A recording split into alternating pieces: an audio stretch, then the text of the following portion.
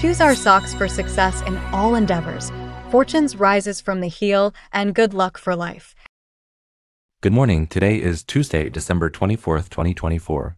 Today in history, 206 years ago, James Joule, a British physicist and Royal Society member, was born. He uncovered the link between heat and work, establishing the law of conservation of energy and formulating the first law of thermodynamics. The energy unit Joule is named in his honor. He also observed the magnetostrictive effect and discovered Joule's law. Welcome to today's Qingqiao Morning News.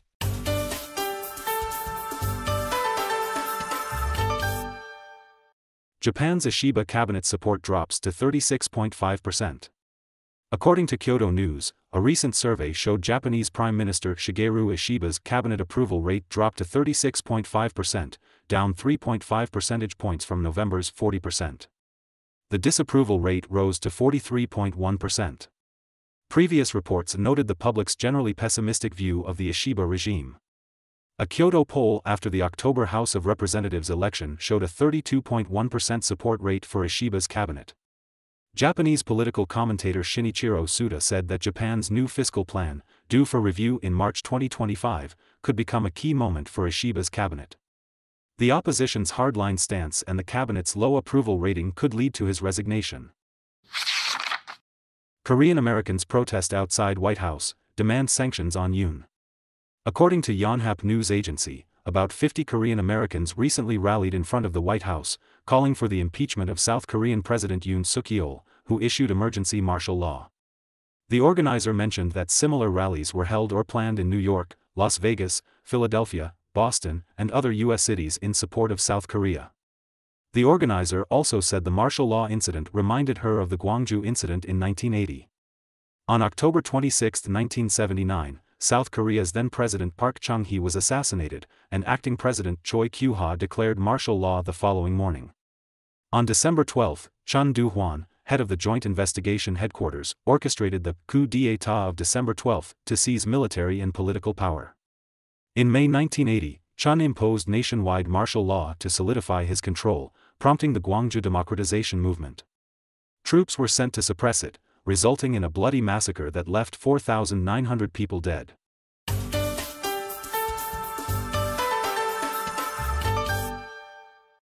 Israel holds talks in Doha on potential ceasefire agreement.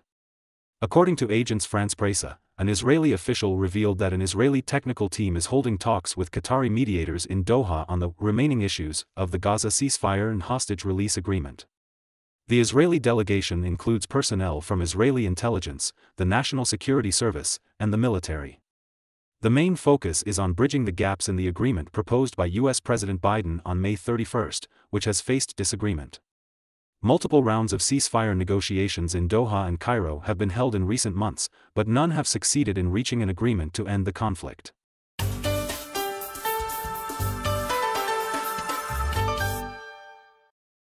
TikTok asks U.S. Supreme Court to block forced sale order. According to Xinhua News Agency, on December 16, TikTok requested the U.S. Supreme Court to temporarily block the government's forced sale order. TikTok's lawyers argued the decree violated its constitutional rights and those of 170 million American users. TikTok urged the Supreme Court to maintain the status quo before deciding whether to accept the appeal.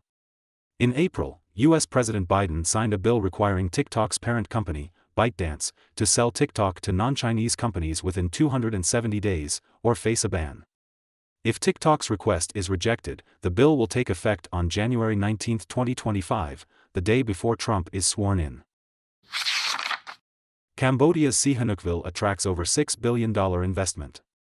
According to Cambodia China Times, Monsina, governor of Cambodia's Sihanoukville province, said at an investment forum that 216 projects have applied for special preferential treatment this year, with 213 approved in principle, totaling an investment of $60.26 billion. In January, Cambodian authorities launched the Special Project for Investment Promotion in Sihanoukville 2024 to attract domestic and foreign investment, boosting the local economy and industrial development. Cambodia views Sihanoukville as the second-largest economic hub after Phnom Penh, aiming to transform the province into a multi-purpose special economic zone to support sustainable economic growth.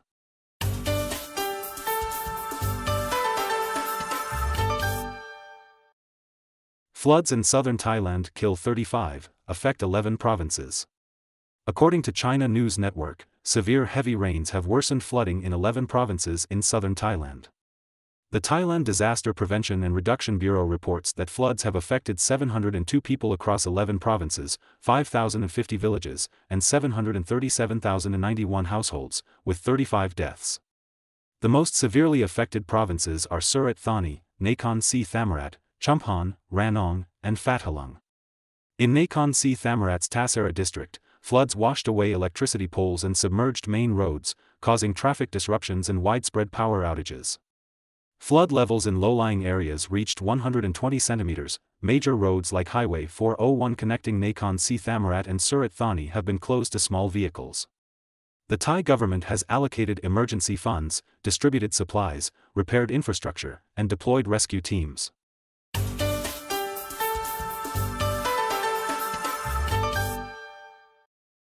Vietnam sea salt drying technique listed as national heritage. According to the Vietnam News Agency, Vietnam's Ministry of Culture, Sports, and Tourism has officially included the traditional San Hoang sea salt drying technique from Phu Tan Phong in Dapho City, Quang Ngai Province, on the National Intangible Cultural Heritage List. The Sha Huang salt field spans about 106 hectares, with over 560 salt-making households. It produces around 6,500 to 7,000 tons of salt annually. The people of Sa Hong continue to use the traditional handmade salt production method, which fully represents the cultural heritage of the local community and has been passed down through generations. Residents of Sa Hong and Phu Tan have pledged to protect this technique. According to Xinhua Finance, the main alumina contract recently saw a short-term rise, increasing by 1.36%, and is now trading at 5,283 yuan per ton. That's all for today's Qingchao Morning News. Thanks for watching. Join us at the same time tomorrow.